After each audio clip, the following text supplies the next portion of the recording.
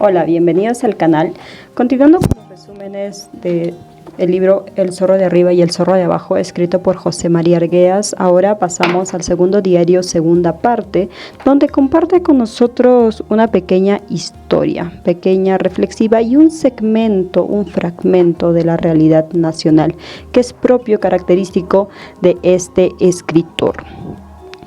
Nos comenta la historia de Esteban de la Cruz, un niño que fue concebido en una familia de la sierra con su padre y su madre. Posteriormente tuvo a su pequeño hermano. Todo marchaba tranquilamente hasta que su padre decidió salir de este núcleo familiar y buscar a otra persona, a otra mujer que pudiera satisfacer sus necesidades. Se fue y decidió robar a una muchacha de su casa. Y los hermanos de esta jovencita, al descubrir este acontecimiento, fueron y persiguieron al padre de Esteban y finalmente lo asesinaron. Ante esta gran decepción, la madre de Esteban decidió irse, partir hacia una nueva vida. Y qué mejor decisión para ese tiempo que irse hacia la costa. Agarró a sus 2 hijos y se marchó. Pero en el camino decidió dejar a Esteban con un tío, ya que no podía llevar a ambos. Entonces se marchó solo con el pequeño. Esteban llegó a la casa de su tío Aníbal y empezó una vida con su primo, un primo que vivía ahí. Se escaparon hacia el monte, llegaron a trabajar en una hacienda cosechando coca. Por las noches el hacendado los encadenaba para que no pudieran escapar y que estos continuaran trabajando, y el pago era 3 soles. Esteban piensa que los 3 soles eran buenos, era un buen salario en comparación a otros pagos, pero las condiciones no eran favorables y habían planeado con su primo escaparse tarde o temprano, y así lo hicieron una noche en la que aprovecharon que les dieron permiso para ir al baño. Fueron al baño y desaparecieron. Corrieron 24 horas seguidas en la noche bajo la luna y llegaron a Parobamba, lugar donde empezaron a trabajar en un campamento donde estaban construyendo una carretera por el río Marañón. Entonces trabajaron ahí un tiempo, juntaron dinero y luego decidieron visitar a la capital, Lima, donde tuvieron múltiples trabajos en diferentes cosas, de barrenderos, de meseros, entre otros. Y tenía Esteban la esperanza de que pudiera conseguir un lote, como era común para ese momento. Producto de eso nacen las barriadas pobres y también las invasiones. Pero no lograba conseguir nada. Y luego pasó a trabajar en la casa de una señora de alta sociedad, en lo cual él era un mayordomo. Pero en ese trabajo llegó a mantener relaciones con la señora que lo había empleado. Y hasta ahí seguía trabajando, pero decidió marcharse e irse cuando ya no solo la señora estaba buscando algo de la parte de Esteban, sino cuando el sobrino de la señora también lo busca a Esteban. Entonces este decide irse hacia otro trabajo, moverse del lugar, y llega a caer en una mina llamada El Cocalón, lugar donde pasa los 3 años de su vida. Esteban era un hombre fuerte, vigoroso, con juventud, tenía bastante fuerza, y también esta característica física lo había ayudado a él para poder desempeñarse favorablemente en la mina, paleando, llevando el peso, entre otras actividades. Y una peculiaridad de esta mina es que se dedicaba a la extracción del carbón, y los trabajadores no tenían los cuidados necesarios para su salud. Entonces esto ocasionaba de que muchos de los trabajadores transpiraran el carbón y se fuera acumulando poco a poco en los pulmones, taconeando, como indica en el libro. Todas las personas que habían trabajado para esta mina o en esta mina iban muriendo poco a poco. Algunos iban siendo enterrados en Liriobamba, un pueblo pequeño que quedaba en la parte alta de la mina, o algunos incluso morían en la mina. Muy pocos regresaban a casa, y también cuando fallecían los familiares tampoco iban hacia la mina El Cocalón porque era un lugar de difícil acceso. Entonces, y Esteban Después, pasados los 3 años, debido a un problema que tuvo con el trabajador y también con el ingeniero polaco de la mina, es liquidado. Es decir, se le liquida por el tiempo de servicio que había trabajado en la mina con 300 soles y se marcha. Esteban compra fruta, se va hacia Liriobamba, el pueblo pequeño de arriba, y conoce a Jesusa, su pareja actual, con la que llega a tener 2 hijos.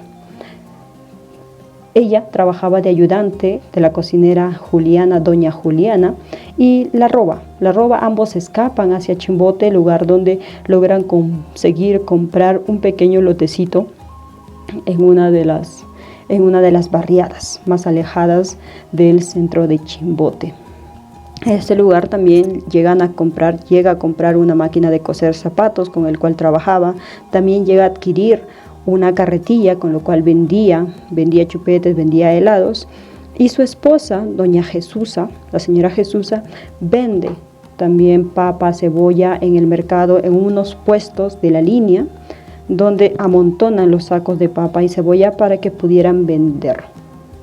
Entonces, para ese tiempo, cuando Esteban ya está en Chimbote trabajando, empezando con su familia, empieza a sentir los rezagos de su trabajo en la mina El Cocalón.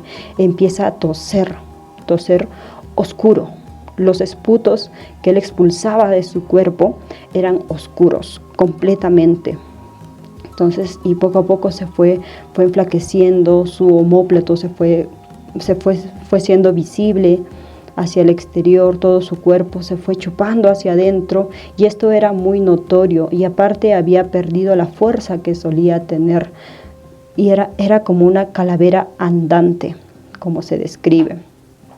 Y ya no tenía la misma fuerza que antes. Había empezado a recibir el desprecio de su esposa, quien lo decía o le trataba de obligar que se convirtiera al evangelismo y que confesara sus pecados al hermano para que Dios lo perdonara y de esta manera fuera salvado.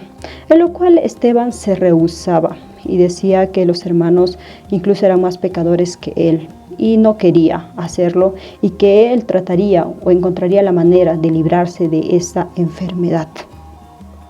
En una ocasión, cuando salió a vender sus helados con su carretilla, fue detenido por un municipal, y lejos al inicio le pidió su tarjeta de sanidad, pero luego se preocupó al verlo tan demacrado y tan delgado, y lo llevaron al hospital de La Caleta, lugar donde se topó con 2 doctores, le pasaron rayos X a los pulmones, y uno de ellos le dijo que tenía tuberculosis y que iba a morir muy pronto, y que alejara los cubiertos con los que se alimentaba para que no perjudicara a las personas de su entorno.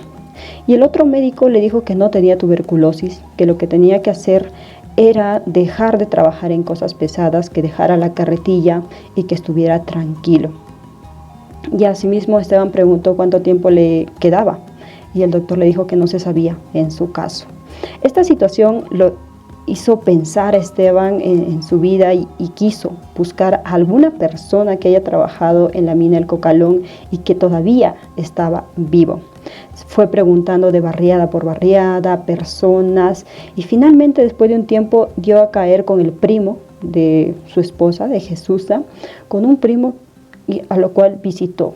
Y cuando llegó a su casa, este señor ya estaba recostado en su cama. Y decía que en su caso él no escupía carbón, no escupía oscuridad, y que ya se sentía más débil, aparte que sus piernas habían empezado a perder la sensibilidad y se había hinchado. Esto como símbolo de que ya estaba próximo a fallecer. Pero le había comentado de que sí había una persona que había logrado superar esta enfermedad, esta oscuridad en los pulmones. Y le dio el consejo de recolectar los esputos que él iba expulsando en láminas de periódico, y que en caso lograra recolectar 5 onzas, habría vencido la muerte. Y Esteban estaba emocionado y hasta alegre, porque veía en eso una esperanza para su salud. Y empezó a hacerlo. Todas las veces que tenía esa sensación de querer escupir o toser, agarraba su lámina de periódico, se arrodillaba religiosamente y empezaba a escupir. Y fue juntando así poco a poco las onzas, 1, 2, 3, y tenía esa esperanza. Y durante este proceso de tratar de recuperar esta vida, esta juventud que él había solido tener, la esposa Jesús logra conseguir puesto en un mercado, en el mercado municipal Bolívar Alto.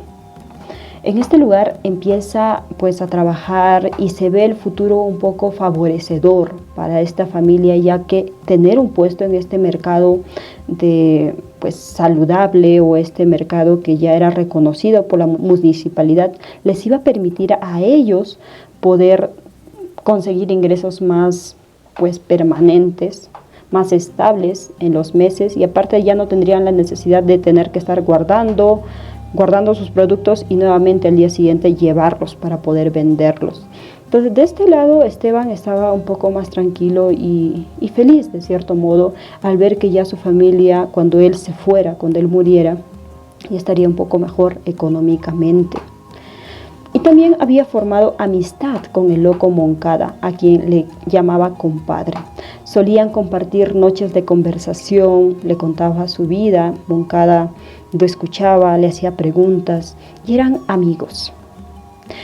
Este segundo diario, segunda parte, termina cuando don Esteban de la Cruz está en su casa utilizando su máquina para coser zapatos, está girando la rueda, está viendo, contemplando cada uno de estos elementos y en un momento se pregunta: ¿creo que mi pie se ha adormecido?